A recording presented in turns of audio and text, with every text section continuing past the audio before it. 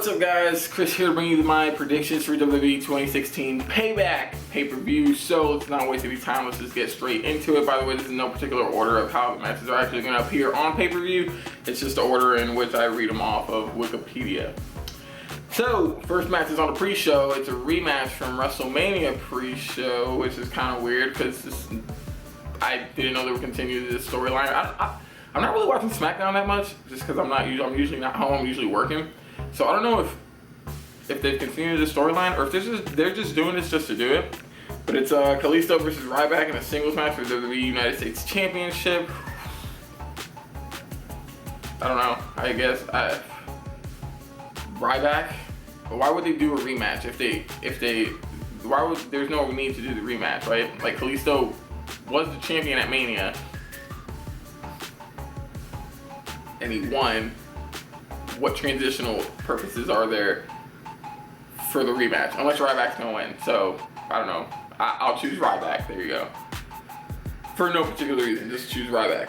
And then, alright, so getting into the show, we have Dolph Ziggler versus Baron Corbin in a singles match. This is the first pay-per-view match, I guess you could say first real match for Baron Corbin on the main roster. He's been, like I said, I don't know if he's wrestling on like SmackDown, but all his matches on Raw, the Dolph Ziggler one ended in count out. So I mean, I don't know if I really want to count that as his debut match.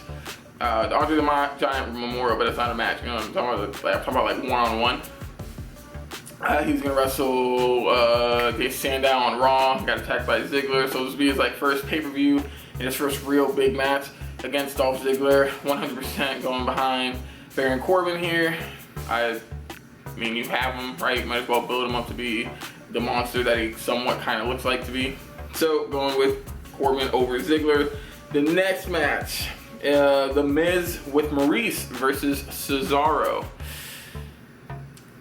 I don't know. I don't really know about this match. I feel like Cesaro's ultimately going to get the title. I don't know if he's going to get it this quick. I don't know how long they want to extend this feud with The Miz. Hopefully not too long, because I don't really care too much for it, but I do care about Cesaro. So if Cesaro does win the title here, that's great. If he doesn't, okay. I mean, he's gonna get it down the line eventually. He's gonna beat The Miz eventually. The Miz won't beat Cesaro in this feud. But if I'm gonna go wishful thinking here, I'm gonna pick Cesaro on that one. Next match on the card is, where am I at? All right, Enzo Amore and Colin Cassidy versus the Vaudevillains. This is for the tag team #1 contendership tournament finals. See who's gonna face off against the New Day. A lot of people think Enzo Amore and Big Cass are gonna win this. I don't know why. I don't think they're gonna win this. I think the Vaudevillains win for two reasons. It makes sense for both sides of the stories that are going on right now. Enzo Amore and Cass had this little back and forth with the Dudleys. It never really finished, right? I mean, they beat them in a match, but that was it. There was no like blow off or anything to it. Unless that match was the blow off and I'm just looking way too much into this. I see the Dudleys coming out, interfering, the Vaudevillains winning, setting up a feud with Enzo and Cass versus the Dudleys. And then you have the Vaudevillains versus the New Day. And the reason that works even more than Enzo and Cass versus the New Day, because then you're gonna have babyface against babyface. When the Vaudevillains are an actual heel team, now you'll have a heel versus a babyface, and bam, you can have this go on for I don't know how long. You can have that feud run for 3 months, have the feud with the Dudleys run for a couple of months, and then after that feud with the Vaudevillains, whether the Vaudevillains win or not, don't know if they'll beat the New Day. I don't think so. New Day selling merch off the shelves right now. That's why I don't think they'll beat the New Day. Eventually, you'll get to Enzo and Cass versus the New Day. Woo! Imagine that feud when that happens. that mic work's gonna be pretty funny. So yeah, I see the Vaudevillains going over there. Next match is a Dean Ambrose versus Chris Jericho in a single match. Oh boy, man! If Dean doesn't win this match, we're in a bit of a trouble, aren't we? I feel like we're already in trouble. I feel like that WrestleMania match against Brock really should have been the coming out party for Dean. Yeah, didn't go out, so didn't go out that way. But he is wrestling Chris Jericho, who we said before puts literally everyone over. Even though he did beat AJ at Mania, we kind of saw why the next night on Monday Night Raw. It's kind of how WWE books things. Like, if you ever like really notice that, like, someone usually comes off a loss, usually like catapults them. If they're a main guy anyways, it usually like sets them up for something bigger down the line. It's kind of what happened to AJ. Kate lost to Jericho, and so it's like pretty much we're like, okay, lose Jericho at Mania, and you know, we're gonna give you the number one contender shot and all that. So I don't know, I'm picking Dean, I guess. I don't know. This is another thing about this card, is like that all these feuds are kind of fresh, you know? So you don't know if these are gonna be like just one single match one-offs, or if these are gonna be actual legit feuds that last like a few months. This, I don't know. I really don't know about Jericho. I don't know how much longer Jericho's gonna stay. So I'm gonna go with Dean getting the win here, because there's no need for Jericho to get the win, right? There's absolutely no need. If this feud isn't gonna be multiple matches, then Dean should win the first, Jericho should win the second, and then Dean should win the third, the last one. Or Dean just runs the course and just beats him every time. Jericho can't beat him. All right, so next on the card we have Charlotte defending her women's championship, accompanied to the ring by, of course, Ric Flair against Natalya, but this time accompanied to the ring with Bret Hart. Because Bret Hart is going to be there, it's literally absolutely no effect on the outcome of the match. It's just kind of a cool thing, you know, to have Ric Flair, legend here, Bret Hart, a legend here on the opposite sides, and seeing their kids wrestle in the ring for what is the biggest title that they could wrestle for, the women's championship. So, like how I said, it has no effect on the outcome of the match. I think Charlotte comes out here and wins. Charlotte comes out on top. Just because, I mean, Natalya, they spent too much time building Charlotte, and she's part of the whole women's revolution in wrestling, that they're not going to take the title off her now. Especially if they didn't take the title off her at Mania when they had Banks or Lynch there. They're not going to do it now with Natalya. So Charlotte goes over here. But I like what they did with getting away from Banks and Lynch, because they're going to come back to them eventually.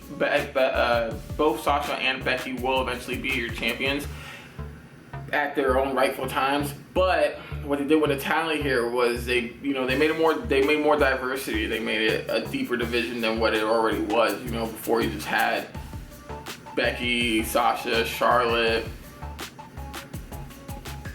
not Paige. I guess Paige, she kind of faded into the back. But now you have Natalya in the running for the title, and now they're gonna bring Paige back, I believe. And so now you're gonna have this really, really, really deep women's division that when what's her name? When Bayley comes in or Asuka comes in eventually, that year's down the line though, I think. You know, it's gonna be stacked. The next match, one of the ones that I'm looking forward to the most on this card. So I don't need this anymore.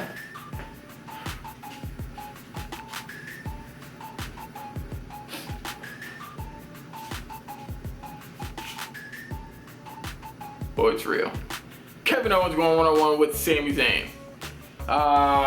Super excited about this. Like I was saying before, I don't know if these are going to be like one-off matches or if they're going to lead to a feud, a longer lasting feud down the line. I absolutely believe that this feud's going to be months and months and months upon months of just building to that ultimate climactical finale, right?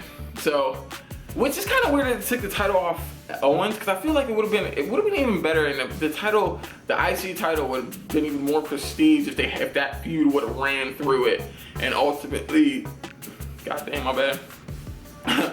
Ultimately, you had Zayn beat Owens at the end of the feud for the title.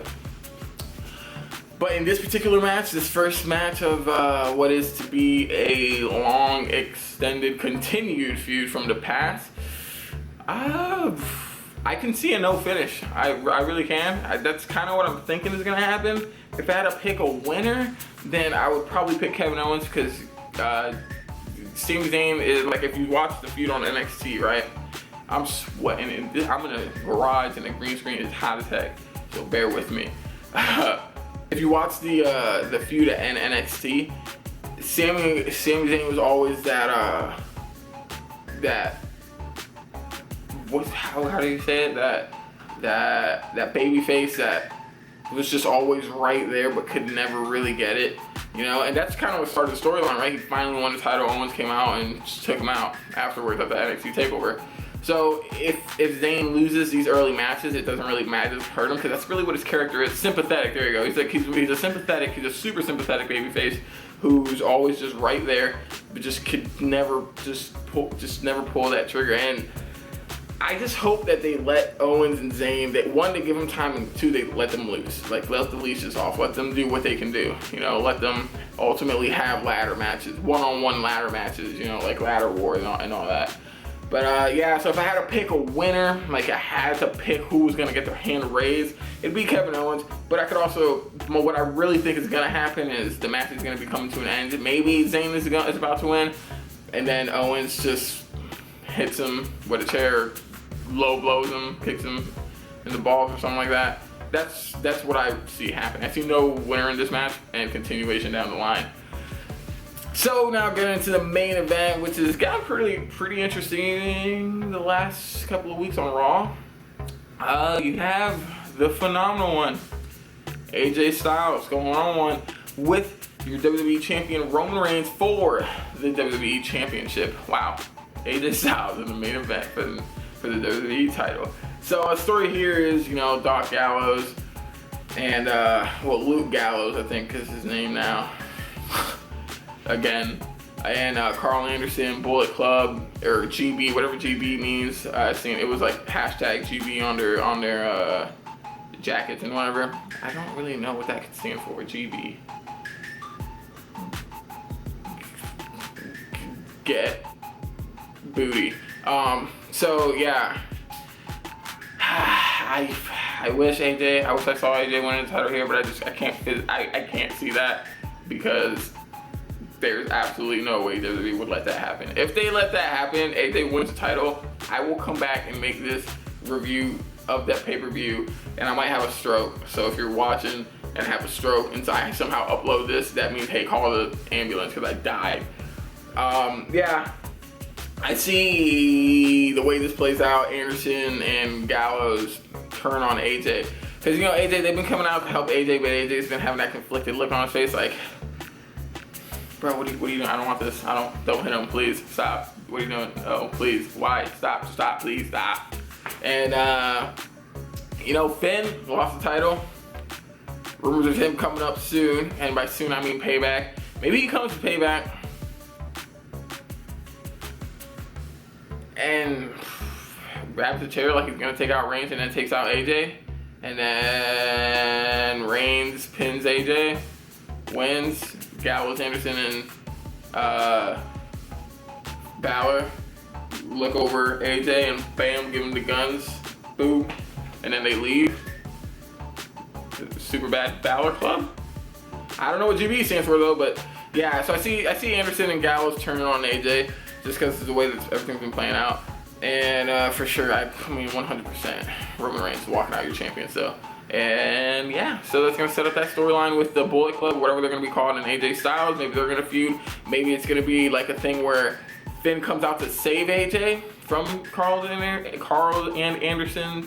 Anderson and Doc Gallows attack, and then Finn, you know, as he's helping AJ, turns on AJ too. I don't know. This is good though. It's really good that I don't know, because it's what makes it fun, right? But what I do know is that Roman Reigns is going to win the title, or is going to retain the title. There's no way around that. So yeah, there goes pretty much my predictions for WWE Payback 2016. If you agreed, or if you have different opinions, or you think, well, you know what's going to happen without spoilers. If you know spoilers, don't write them down. I'll punch you in the face. Let me know in the comment section below if you like my predictions. Make sure to do as always and leave big flex on that like button. No, that's it. See me back here after the pay-per-view, shortly after the pay-per-view. I don't know if I'm gonna, I'm gonna film it right after. As soon as pay-per-view's done, bam, filming, editing's gonna be up. Just in a few.